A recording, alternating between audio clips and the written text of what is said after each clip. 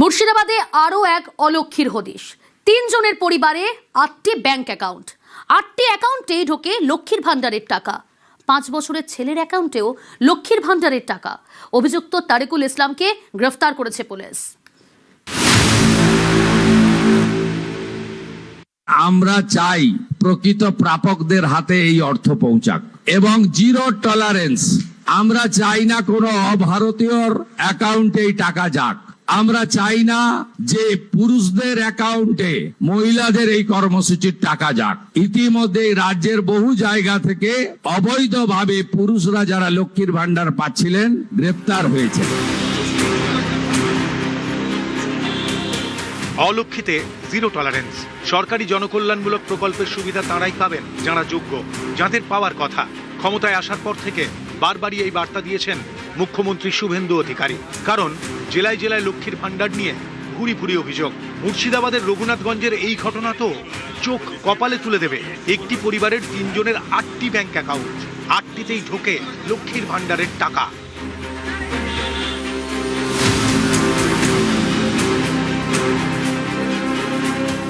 ইনি তারিকুল ইসলাম, স্ত্রী এবং ৫ বছরের ছেলেকে নিয়ে সংসার। অভিযোগ, তারিকুলের 4টি ব্যাংক অ্যাকাউন্টে ঢুকছিল লক্ষ্মীর ভান্ডারের টাকা।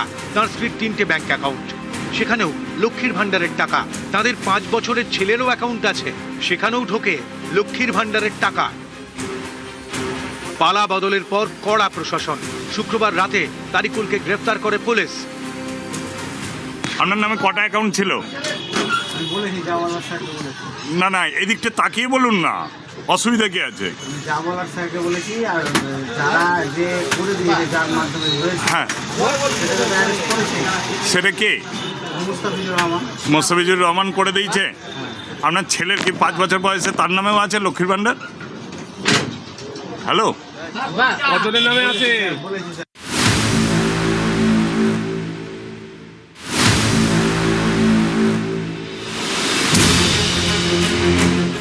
সরকারি নিয়ম অনুযায়ী 25 থেকে 60 বছর বয়স পর্যন্ত মেলে লক্ষ্মীর ভান্ডার।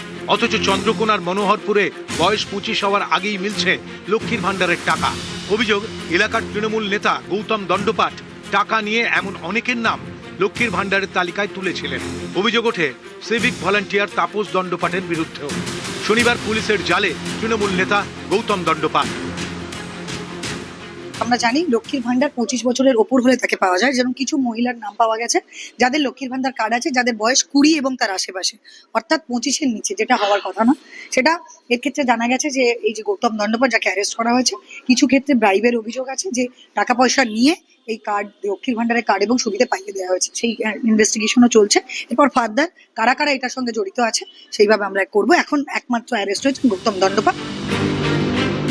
পালাবদলের বাংলায় এবার চালু হচ্ছে অন্নপূর্ণা যোজনা। মাসে মাসে মহিলারা পাবেন 3000 টাকা করে। রাজ্য সরকার বদলাতেই একে একে সামনে আসছে লক্ষ্মীর ভান্ডারে জালিয়াতির অভিযোগ। কোথাও ভাতার টাকা ঢুকছে পুরুষের ব্যাংক অ্যাকাউন্টে, কোথাও আবার অনুপ্রবেশকারীও পান লক্ষ্মীর ভান্ডার। এই মুহূর্তে লক্ষ্মীর ভান্ডার পাচ্ছেন রাকিবুল শেখ, তার পিতার নাম মনসুর শেখ, তার বাড়ি হচ্ছে শিয়ালমারা। যে কর্মসূচি মহিলাদের জন্য, সেই কর্মসূচিতেও ভেজাল এবং বেনজল ভেরিফিকেশন না থাকার ফলে ঢুকে বসে আছে।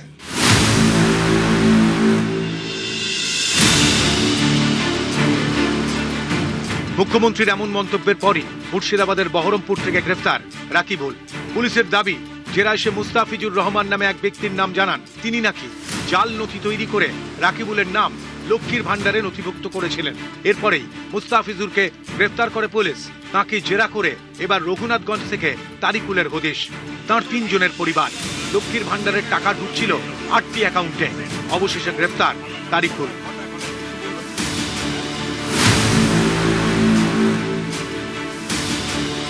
শুধু তারিকুলই নন, পশ্চিম মেদিনীপুরের চন্দ্রকোনা 1 নম্বর ব্লকের মনোহরপুর, এখানকার বাসিন্দা উত্তম কুমার সাউ, তৃণমূল কর্মী। বছর 2 ধরে তিনিও পাচ্ছিলেন লক্ষ্মীর ভান্ডারের টাকা। সম্প্রতি তাঁকেও গ্রেফতার করে পুলিশ। নিউজ 18 বাংলা।